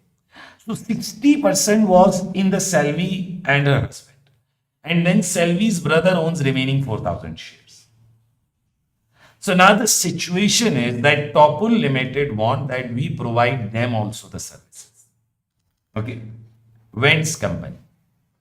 Specifically, I would like to engage your firm to advise on corporate tax matters relating to Vents company, a company resident in the country of Zetopia. Topul Limited bought 30% of the shares of Vents company on 1st November 25. receives dividend from Vents company on 1st February 2016. I'm reading the scenario and then we'll see what he's asking. Topul Limited expects to receive dividend from Vents company each year. Topul Limited does not own shares in any other company. So we have 30% shares in this foreign company, which is in Zetopia, and we are receiving dividends from them. The other shareholders of Vents company are a company resident in Zetopia, 10% shareholding, and a UK resident individual having 60% shareholding. Now, this UK resident individual owns 60% and we own 30%. So I can say that this Vents company is a controlled foreign company. It is CFC. Any non-resident company controlled by UK resident shareholders is called as CFC. I have concluded that Vents company is not a CFC. You are wrong. I have concluded, you have wrongly concluded. Because Topul Limited does not own 75% shares, it's wrong. For controlled foreign company, it's not 75% shareholding, it's control 50% plus shares. If you don't remember, just go to the notes, write controlled foreign company CFC. An overseas company controlled by UK resident shareholders, 50% plus shares. Individual or company, anyone. So his conclusion is wrong. This is skepticism, challenging where they have done wrong. Timing of corporate tax payment. I am concerned that Topul Limited investment in Vents company and future receipt of dividend income might affect the timing of the payment of corporate tax liability and that a payment might be due soon. Topul Limited annual taxable profits have always been below 1.5 million and so the company has not previously had to pay corporate tax by quarterly installment. See, if we are receiving dividend income, that increases our augmented profit. And if it increases augmented profit so much that it exceeds this limit of 1.5 million, then we have to go for the installment concept. Okay. If you remember the corporate tax payment concept, again, if you don't remember, just go to the summary notes. Okay. And you can find these things, payment, corporate tax payment things. Okay. Installment. Corporate tax installments, if you just move down here. Oh, this is CGT, corporate tax installment. Okay. So normally companies have to pay tax within 9 months, but if augmented profit exceed the upper limit, then corporate tax has to be paid in installment. Upper limit is 1.5 million. It will be provided in the tax rate sheet. The installment concept. Okay, all the things. So, but if it is the first year the company become eligible for installment and its augmented profit is less than 10 million, then there is a waiver option also in the first year. So he has said that we have not paid corporate tax by installment any time earlier. So even though if we exceed the limit, but in the first year, we may have an exemption because obviously crossing 1.5 million and then crossing 10 million also. That's a very big profit. So let's see what he's asking. Prepare an internal memorandum for me before I respond to Lee, covering the matters below. Fundamental principles. Before our firm agrees to act for Topul Limited, we should consider the ACCA's fundamental principles of ethics. Explain any difficulties we may have complying with the ACCA fundamental principles of ethics in relation to acting for Topul Limited. So we are considering accepting a new client and we have a requirement relating to ethics. Okay. We have a requirement relating to ethics. So if you remember in the classes, we have discussed the ethics things. Okay. Let me open that document of ethics. Just a second. We have studied it during our classes. So if you look at this requirement of ethics, so whenever we are engaging or accepting new client, okay, what fundamental principle of ethics we have to consider?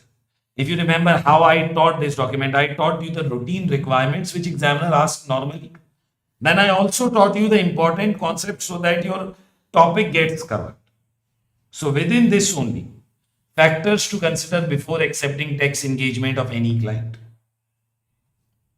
So what he is asking, explain any difficulties we may have faced.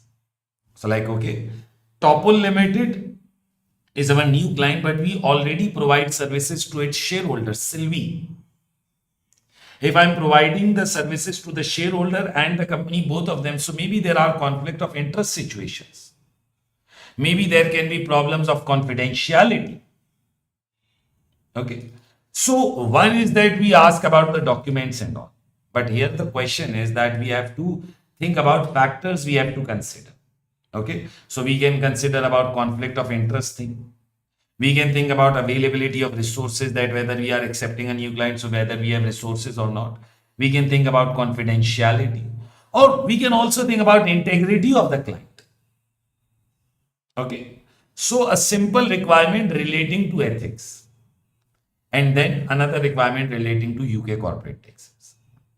So whenever I talk about the requirement of ethics, if you have covered my document, it's always very easy to do it. Okay. So let's look at it. We have to prepare a memorandum. Internal memorandum we are preparing. Same basic format. 2 client files. Same format. From tax supervisor, we made it earlier also. Date. What is the date? Don't write the date of today of the examination. Write the date which is given in the scenario. So the date which is at which the manager sent you email was 1st March 26. Client here is Topul Limited. Okay. And what is the subject? Corporate tax matters of Topul Limited. Okay. Now the first requirement which he has asked in it is relating to fundamental principles of ethics. So here we go. An easy 5 marks requirement. Okay.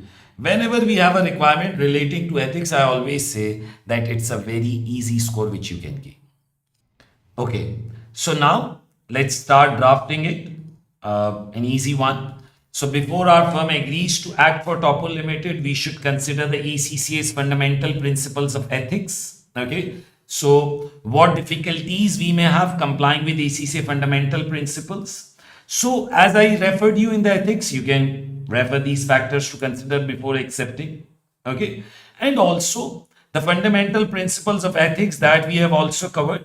So basically you can refer each of the fundamental principle, and then you can relate it to the scenario also, that how it will create difficulty. So this fundamental principle concept, these factors to consider, and you can use it to develop a good answer.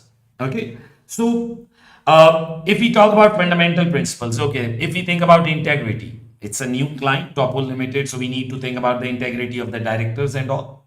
Okay. Objectivity, that we can relate to conflict of interest. Okay. So let's write first point on objectivity. Okay.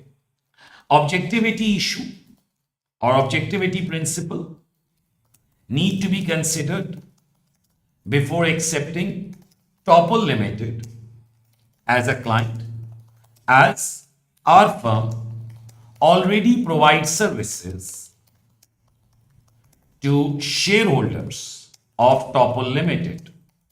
Okay. Situations of conflict of interest may arise where an advice to its shareholders may not be good for company as a whole. Okay. Our firm has to ensure that objective services, or I would say neutral services, are provided to both of them. Now, what do you mean by this? See, there are situations from tax perspective. When giving something to a shareholder in a manner, it may result in a lower cost for shareholder, but higher cost for the company. Think about it. Yes, okay, maybe the company has to think about corporate tax implication, and shareholder has to think about, like, okay, what income tax personally I have to pay. Okay, so there can be situation of conflict of interest. Integrity needs to be considered of Topul Limited and its directors, as it is a new client. Okay, past non-compliances, if any exist, may be relevant to consider an integrity issue. Okay, further, clearance from previous advisor will also be essential. So this is what we consider while we accept a client. Okay, the ethical issues. Or if you just go and look at my ethics notes. So if we are thinking about new client, we need to consider that, okay, whether we need to accept it or not, we contact their existing provider. Are you getting it? We think about conflict of interest, we think about availability of resources, we think about competence. Okay, professional competence and due care need to be considered. That whether our firm has sufficient resources to deal with Topul Limited as a client. Additionally, as Topul Limited has overseas investment also, so it need to be considered that whether our firm has expertise of Zipotia tax or not. Okay, like we'll be able to consider the taxation of that country or not, because maybe Zipotian tax will have some impact on Topul Limited taxation. So what factors we need to consider before accepting Topul Limited? That's the simple requirement. And since we have to relate it to the fundamental principles, so we are referring that fundamental principles also. Confidentiality needs to be considered while accepting Topul Limited as the client, that no confidential information of shareholder of Topul Limited or Topul Limited itself get exchanged or shared between the company and the shareholders, because maybe the shareholder is willing to know that, okay, what company will be doing in future, how it will impact our taxation, because Sylvia uses our firm and Sylvia is only 40% shares, others still have 60% shares. So maybe Sylvia uses us to get unethical things done or to get some excess of the information. Are you getting it? So the fundamental principles of ethics, and how we have to connect them to the acceptance of Topul Limited. Are you getting it? But we won't be writing this point. We write it normally like proof of identity and all, because he didn't ask us for actions to be taken. He simply asked us that what difficulties we may face. Okay, and then you can say professional behavior will also be considered, because we'll be dealing with Sylvia as a shareholder and we'll be dealing with Topul Limited also. We have to ensure that we don't involve ourselves in any action which can discredit the profession. Okay, professional behavior also needs to be considered.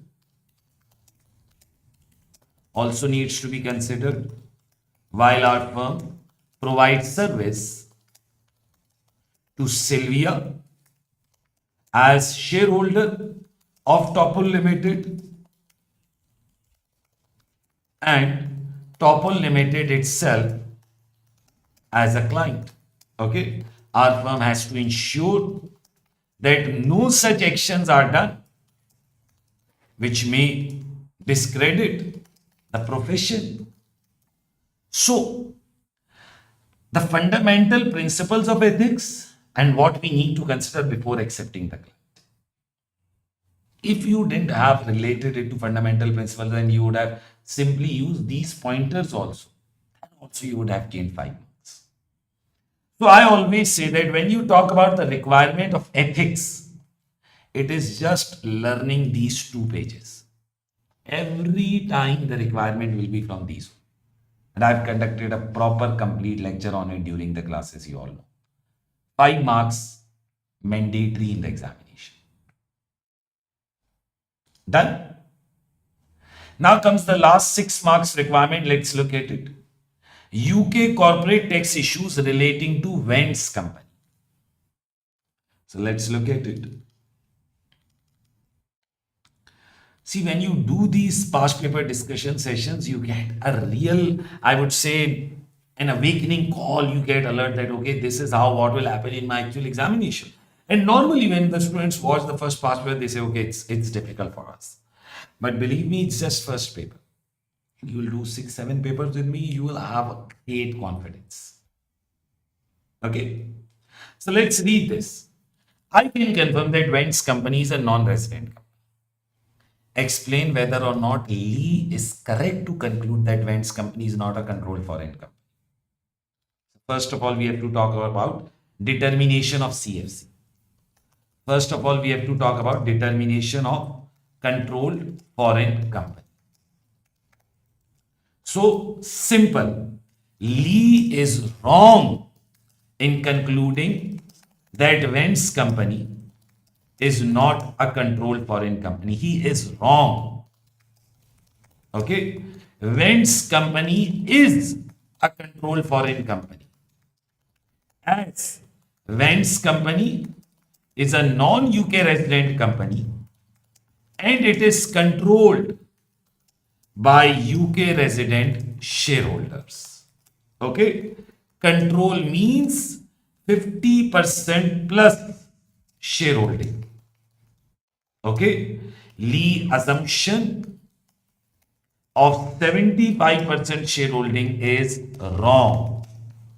Vents companies 30% shares are owned by Topul Ltd, which is a UK resident shareholder, and I think 60% shares, and 60% shares are owned by another individual, by a UK resident individual. So that makes Vents company a CFC, and 60% shares are owned by a UK resident shareholder. This means 90% shares are owned by UK resident shareholders, which makes Vents company a controlled foreign company,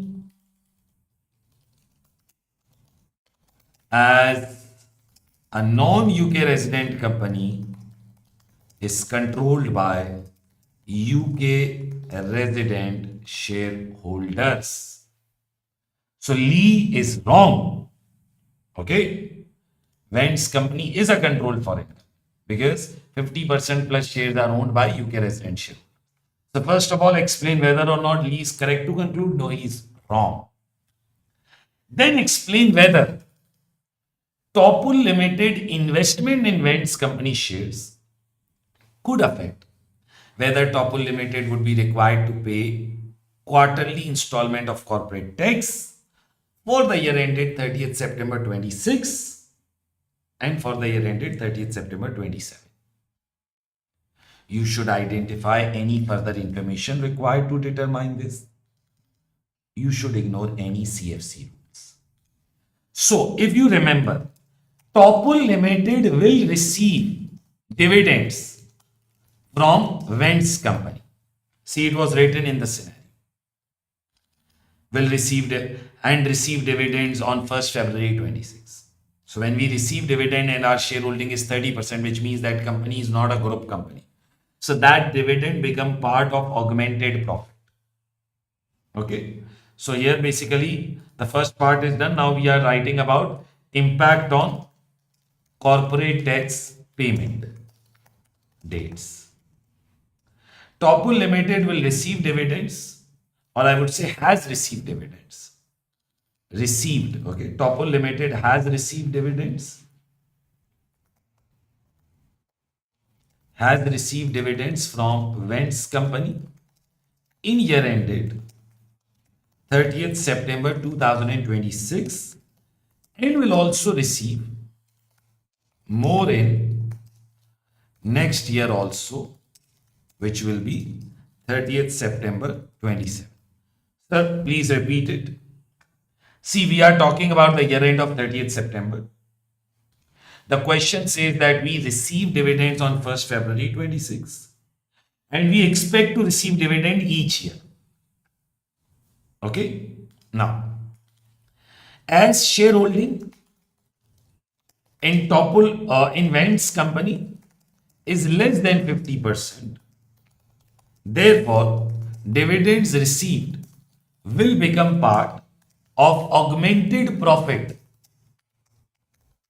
Will become part of augmented profit of Topul Limited. If augmented profit exceeds upper limit of 1.5 million pounds. Let me copy the pound sign.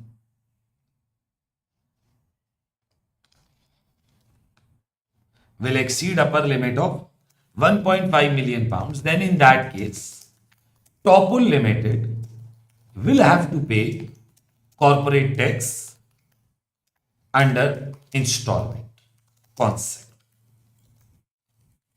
Okay. However, as Topul Limited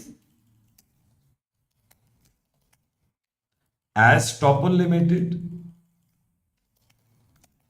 not paid corporate tax under installment concept before 30th September 2026. Therefore, even if it exceeds upper limit in 30th September 26, it may get waiver from installment concept if its augmented profit remains below 10 million pounds. See, you have studied all of this in classes. You can simply use the summary notes. So when your profit exceeds the upper limit, 1.5 million and everything. Okay. When you are receiving the dividends, those dividends from unconnected company become part of augmented profit. You have studied all of this. In the first year, when you become eligible for installment, you get a waiver if your profit is below 10 million and all. Okay. So most probably in the first year, you get a waiver. However, this waiver will not be available in tax year 30th September 27 if Topul Limited exceeds upper limit in that year also. Okay. So first of all, how receiving dividend can impact our corporate tax payment? What further information we require? See, currently we simply don't know that how much dividend is coming. We don't know that. We don't know what is Topul Limited's profit. Maybe 10,000 dividend is coming and our profit is only 50,000. So we are far below the limit.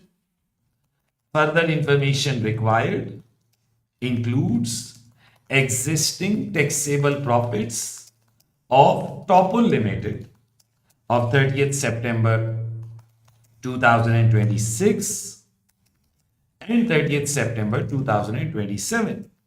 Additionally, information about dividend received in February 2026 and expected dividends to be received in future also need to be known.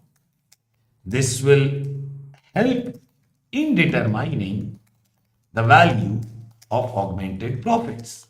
Because, okay, You just told me to make commentary, so I commented that okay, maybe the dividends are big enough that my augmented profit exceed the upper limit, but how much is the dividend?